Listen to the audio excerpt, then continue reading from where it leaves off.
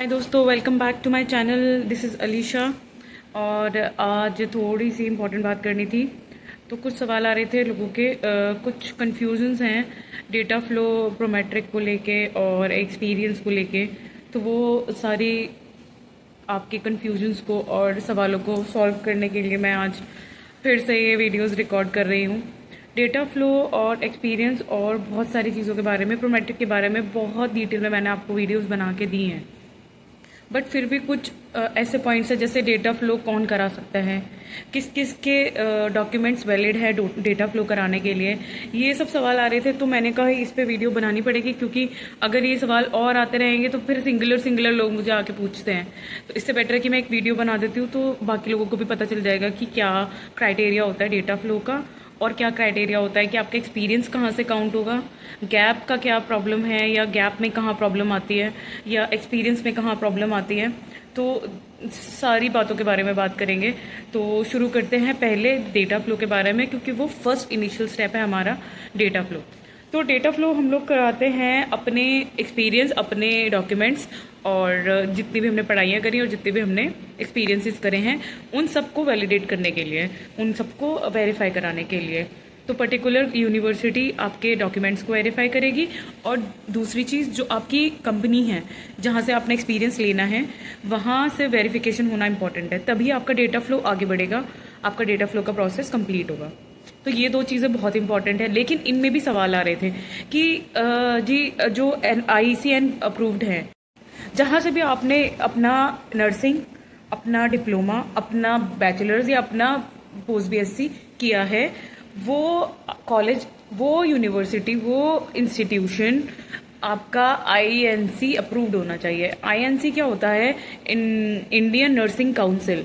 Indian nursing council accreditation देता है, आपके सर्टिफिकेट्स को अप्रूव करता है कि आपने एक सही और अच्छी जगह से, जिस यूनिवर्सिटी की वैलिडेशन है उसमें आपने अपनी नर्सिंग पास करी है। तो अगर INC अप्रूव्ड होगा आपका डिप्लोमा और सर्टिफिकेट्स, तो आपको आसानी होगी डेटा फ्लो कराने में, बिकॉज आपका जितना भी वेरिफिकेशन होता है वो INC जाता है, या फिर आपके पर्टिकुलर जहाँ पे आपने प्रैक्टिस करी है। जैसे मैंने UP से पढ़ाई करी थी, AMU से, और मैंने प्रैक्टिस करी थी दिल्ली में। तो मेरे पास DNC था, दिल्ली नर्सिंग काउंसिल का सर्टिफिकेट था, लाइसेंस था। तो जो रजिस्ट्रेशन था वो दिल्ली नर्सिंग काउंसिल वालों ने अप्रूव किया। ओवरसीज वेरिफिकेशन कराना होता है उसके लिए, तो वो कराया मैंने, तो वो अप्रूव हो गया। उसके लिए गुड स्टैंडिंग आपको अप्लाई करना होता है। तो अब बहुत सारे सवाल अब गुड स्टैंडिंग के लिए भी आएंगे। तो गुड स्टैंडिंग क्या होता है? गुड स्टैंडिंग होता है जहां आपने जिस भी सेक्टर में आपने काम किया है, जिस भी लोकेलिटी में आपने काम किया है, जैसे दिल्ली में काम किया है या आपने मुंबई में काम किया है, तो सबके अलग अलग नर्सिंग काउंसिल्स हैं स्टेट के। जिसके पास INC है उसके लिए सबसे वेल एंड गुड है कि INC ही अप्रूव कर देगा कि आपने प्रैक्टिस वहां से करी है। अब क्या प्रॉब्लम आता है कि अगर आपका इंस्टीट्यूट ही INC अप्रूव नहीं है, क्रेडिटेड नहीं है, तो आपको क्या दिक्कत आएगी? आपको वेरिफिकेशन में दिक्कत आ सकती है डेटा फ्लो के। तो उसके लिए आप तैयार रहें, गाइडलाइंस पढ़ें, डेटा फ्लो की गाइडलाइंस पढ़ें और एजेंट्स की हेल्प लें, बिकॉज बिना एजेंट के तो आप नहीं करा पाएंगे डेटा फ्लो। खुद से मैंने डेटा फ्लो करा था तो नहीं हुआ था मेरा। तो मैंने जो बताया है, जिस को भी बताया, तो एजेंट का नंबर बताया है, एजेंट का कॉन्टैक्ट दिया है, उसके अकॉर्डिंग ही मेरे काम हुए हैं अब तक भी। और सऊदी आने के बाद भी आपको एजेंट की ज़रूरत पड़ जाती है इंडिया के, क्योंकि आपके कुछ डॉक्यूमेंट्स यहाँ आके भी कंप्लीट होते हैं। तो जब आप यहाँ आ जाते हो तो आपको उस एजेंट की ज़रूरत पड़ती है गाइडलाइन के लिए, क्योंकि आपको यहाँ आते ही तो सारे लॉज नहीं पता, या सारी चीज़ों के बारे में नहीं पता कि आपको यहाँ आके क्या करना है। ये तो आप लोगों के लिए वीडियोस बना देते हैं, मैं हूँ और बहुत सारे यूट्यूबर्स हैं जो नर्सिंग के हैं, यहाँ पर काम कर रहे हैं, तो वो लोग बना देते हैं। तो उन लोगों का इन्फॉर्मेशन आप पढ़ के आ जाते हो या देख के आ जाते हो। लेकिन कुछ जैसे सवाल है, कुछ सिचुएशंस अलग अलग होती है। तो डेटा फ्लो के लिए INC अप्रूव्ड एक्रेडिटेड यूनिवर्सिटी होनी चाहिए, उससे आपने अपना नर्सिंग कंप्लीट किया हो, आपका रजिस्ट्रेशन कंप्लीट होना चाहिए, आपके हाथ में होना चाहिए। उसके बाद आपका 1 साल से ज़्यादा का एक्सपीरियंस फॉर GNMs। अगर 1 साल का एक्सपीरियंस हो गया है तो आप अपना डेटा फ्लो करा सकते हो। बट लेकिन आपको 2 साल का एक्सपीरियंस कंप्लीट करके यहाँ पे आना है, मिनिमम रिक्वायरमेंट है वो जीएनएम्स के लिए। बहुत कम कंपनीज होती है जो जीएनएम्स को 1 ईयर एक्सपीरियंस पे ले लेती हैं। हर कोई मुझसे फ्रेशर के लिए सवाल कर रहा है, मैंने बार बार यही बोला है कि फ्रेशर यहाँ आके आपको दिक्कत होगी, आपको वहीं से सब कुछ सीख के आना होगा और एक अच्छे बड़े हॉस्पिटल में आप प्रैक्टिस करिए। जैसे कोई इंटरनेशनल है हॉस्पिटल हो, जो हॉस्पिटल बाहर भी हैं इंडिया से, जैसे अपोलो है, फोर्टिस है, मेदांता है, ये सारे जो हॉस्पिटल्स है वो सब एनएबीएच और जेसीआई है। तो आपको उसमें हेल्प होगी क्योंकि इंटरनेशनल क्लाइंट्स आते हैं, उसमें आपको इंटरेक्शन हो जाएगा, आपको पता चल जाएगा अरबी क्लाइंट कैसे होता है, आपको किस तरह से यहाँ पे आके चीज़ों को डील करना है। आपको ये चीज़ें बहुत ज़रूरी हैं ये पता करनी। और क्या सवाल आ रहे थे? और डेटा फ्लो के बारे में मैंने आपको बता दिया। आपको फ्रेशर अगर आना है तो आपको डेटा फ्लो तब भी कराना पड़ेगा। डेटा फ्लो डॉक्यूमेंटेशन वेरिफिकेशन हो जाएगी आपकी, आपके पास एक्सपीरियंस होगा नहीं तो एक्सपीरियंस आपको बाद में यहाँ आके ऐड करना होगा जब आपको यहाँ पे जॉब मिल जाएगी। एज अ ट्रेनी आपको जॉब मिल सकती है, लेकिन उसमें बहुत सारे लेकिन है, तो उसका कोई फ़ायदा नहीं है उस चीज़ को करने का जब आपको यहाँ आके एक्सपीरियंस करना है और सब कुछ। फ्रेशर आके आप यहाँ पे परेशान हो जाओगे। आप कोशिश करो कि आप अपने होम कंट्री से 2 साल का 1 साल का एक्सपीरियंस लेकर आओ। जब आप 2 साल 1 साल का एक्सपीरियंस लेके आते हो ना यहाँ पर, तो आप फ्रेशर नहीं होते, आपको बहुत सारे डॉक्यूमेंटेशन और आपको बहुत सारे लीगल इश्यूज़ के बारे में पता होता है एज अ मेडिकल स्टाफ। एक छोटी सी इन्फॉर्मेशन भी ब्रीच करने पर यहाँ पे आपको जेल हो सकती है। इंडिया में ये चीज़ें छोटी होती हैं, लेकिन अब बाहर आके ये चीज़ें बड़ी हो जाती हैं। छोटी सी एंटीबायोटिक आपने नहीं दी डॉग पेशेंट को, आपके ऊपर केस हो सकता है, आपके ऊपर क्लाइंट केस कर देगा। तो ये सब चीज़ें हमें वहाँ से ही प्रैक्टिस होके आनी चाहिए कि आपको हर एक इंटरनेशनल लॉज के बारे में पता होना चाहिए, जो हमारे स्टैंडर्ड्स हैं, आईपीएसजी गोल्स हैं और ये सब चीज़ें, ये सब आपको पढ़ना पड़ेगा। एज अ स्टाफ आपको इन सब चीज़ों के बारे में पता होना चाहिए, ठीक है। और दूसरा सवाल क्या आ रहा था? दूसरा सवाल आ रहा था कि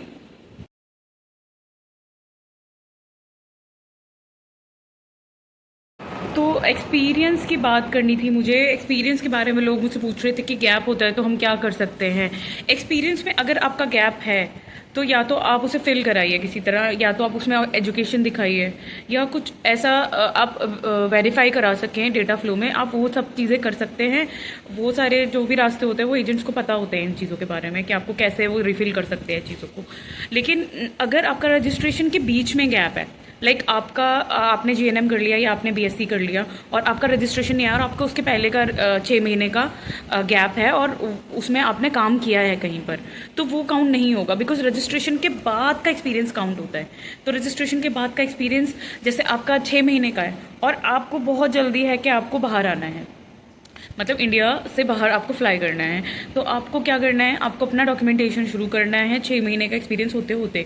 फिर आपका जैसे जैसे डॉक्यूमेंटेशन 3 महीने में पूरा होगा, उतने में ही आपको कोई इंटरव्यूज़ की कॉल्स वगैरह मिल जाएंगी। आपको सर्च करना होगा, आपको किसी एजेंट से या किसी कंपनी से कॉन्टैक्ट करना होगा, जो कंपनीज आपको ठीक लगती हैं उनको उससे कॉन्टैक्ट करके और किसी फेथफुल बंदे से बात करके और सलाह लेके आप आगे बढ़िए, तो उससे थोड़ा आसानी होगी आपके लिए। तो गैप का तो ये थोड़ा बात है, जितनी भी मेरे को पता है गैप के बारे में। रजिस्ट्रेशन के बाद का आपका एक्सपीरियंस काउंट होता है, बिकॉज आप एक रजिस्टर्ड नर्स होते हो और वही एक्सपीरियंस आपका काउंट होगा आपके एक्सपीरियंस में, लाइक आपका डेटा फ्लो में, ठीक है। तो ये हो गई हमारे एक्सपीरियंस की बात। दूसरी बात प्रोमेट्रिक की आती है कि प्रोमेट्रिक की तैयारी कहाँ से करें, प्रोमेट्रिक के लिए कहाँ से पढ़ें, कैसे पढ़ें। तो मैक्सिमम जो भी पढ़ाई है जो हमने अपनी नर्सिंग में करी है वो रिवाइज़ करनी है आपको, सारे अपने बेसिक्स रिवाइज़ करने हैं। और दूसरा आपको क्या करना है, किसी की गाइडेंस लेनी है, बिकॉज जब तक आप गाइडेंस नहीं लेंगे ना तो बहुत सारी चीज़ आपको नहीं समझ में आएंगी। जैसे किसी की इंग्लिश वीक होती है तो उसको पता ही नहीं चलता कि सवाल में क्या पूछ रहा है वो हमसे। तो ये सब चीज़ें हमें किसी की गाइडेंस से ही पता चलती हैं, बिना गाइडेंस के आपको ये चीज़ें नहीं एक्सप्लोर होंगी। तो आपको ये चीज़ें अपने दिमाग में रखनी है कि मुझे ये चीज़ें करनी है जो बिना गाइडेंस के नहीं हो सकती, जो गाइडेंस के बिना हो सकती हैं। जैसे वो आपकी सेल्फ स्टडी है वो आप कर सकते हो, आपकी पिछला जो भी आपका रिवीजन है वो आप कर सकते हो, अपने बेसिक्स रिवाइज कर सकते हो। बट अगर क्वेश्चंस घुमा फिरा के आ रहे हैं तो फिर आप उसमें क्या करेंगे, उसके लिए आपको गाइडेंस की ज़रूरत है। तो बाकी जिसको भी आप ट्रस्ट करें, आप उसके साथ पढ़ाई करें और उसके साथ तैयारी करें। मेरा कोर्स भी लगभग तैयार हो जाएगा तो फिर मैं आप लोगों को बता दूंगी। मेरा तैयारी है कि मैं जनवरी में अपना कोर्स बताऊं आपको उसके बारे में। तो इंशाल्लाह न्यू ईयर पे मैं कोशिश करूंगी कि मैं अपना कोर्स आपको बता दूं कि प्रोमेट्रिक की तैयारी कैसे करनी है और किस तरह की गाइडेंस आपके पास होनी चाहिए, तो उस तरह से आप अपना फर्स्ट अटेम्प्ट में एग्ज़ाम पास कर सकते हैं। ये 3 चीज़ों के बारे में हम लोगों ने वीडियो में बात करी है। Data flow, experience, data flow कौन कौन करा सकता है, एक्सपीरियंस कहाँ से काउंट होता है और कितना होना चाहिए मिनिमम, ये सब मैंने आपको पहले वीडियोस में बताया है, अब भी मैं दोबारा बता दिया है। और तीसरा हम क्या करते हैं, हमें प्रोमेट्रिक कैसे पास करना है। तो ये 3 ब्रिज हैं जो हमें क्रॉस करने ही पड़ेंगे सऊदी अरेबिया या किसी भी गल्फ कंट्री में जाने के लिए। डेटा फ्लो हर कंट्री का अलग नहीं होता। अगर आपने डेटा फ्लो सऊदी अरेबिया के लिए करा लिया और पता चला कि आपको जॉब कुवैत में मिल गई है, कि आपको आपका कोई इंटरव्यू हुआ और आपकी जॉब कुवैत की है या कतर की है या ओमान की है, तो आपका डेटा फ्लो ट्रांसफ़र हो जाएगा किसी भी गल्फ कंट्री में। जैसे DHA के लिए आप तैयारी कर रहे हैं और आपने डेटा फ्लो पहले सोच कर ये था कि प्लान था कि सऊदी अरेबिया के लिए जाना है और चलिए जी डेटा फ्लो करा लिया आपने सऊदी अरेबिया का, लेकिन आप सऊदी अरेबिया बाई चांस नहीं जा पाए और आपका इंटरव्यू हो गया दुबई का, कुवैत का, कतर का, अदर देन किसी भी कंट्री का, तो वो कुछ फीस लगती है उसकी 300-400 रियाल ऑनलाइन, और उससे वो आपका ट्रांसफ़र हो जाता है सऊदी अरेबिया से डेटा फ्लो किसी और गल्फ कंट्री के लिए। वो डेटा फ्लो आपको दोबारा से नहीं करना होता, ठीक है। और डेटा फ्लो की जो वेरिफिकेशन है वो लाइफ टाइम के लिए है आपके पास। अगर आपने एक बार डेटा फ्लो वेरीफाई करा लिया तो आपका वो लाइफ टाइम चलेगी वो रिपोर्ट, आपको दोबारा से डेटा फ्लो नहीं कराना। लेकिन अगर आपका प्रोमेट्रिक आपने दिया है और आपने 2 साल का यहाँ पे कॉन्ट्रैक्ट पूरा कर लिया, आपका प्रोमेट्रिक वहीं, आपका रजिस्ट्रेशन वैलिड है और आपकी कंपनी ने रजिस्ट्रेशन आपका एक्सटेंड करवा लिया था और आपको जॉब यहाँ से चेंज करनी है और आपको जाना है घर, फिर वापस आना है, तो उसमें क्या, उस सीन में क्या होता है कि आपको जॉब यहीं से आपको सिलेक्ट होना है, यहीं पे आपको इंटरव्यू देना है, ऑफर लेटर लेके वापस जाना है या फिर ट्रांसफ़र कराना है। बहुत सारी कंपनीज आजकल ट्रांसफ़र नहीं देती ईजिली, क्योंकि कीवा है और डिजिटलाइजेशन हो गई है, तो ये लोग भी अब इजीली काम नहीं करते आपके, तो वो डिजिटल पे ही चला जाता है सब कुछ। अगर आपका कॉन्ट्रैक्ट ख़त्म होने में थोड़ा सा टाइम बचा है और आपने दूसरा कॉन्ट्रैक्ट साइन कर लिया, तो वो जो नया कॉन्ट्रैक्ट है वो इम्प्लीमेंट हो जाता है ऑटोमेटिकली जब आपका ये वाला कॉन्ट्रैक्ट खत्म हो जाएगा। लेकिन इस कंपनी से आपको ट्रांसफ़र रिक्वायर्ड होगा।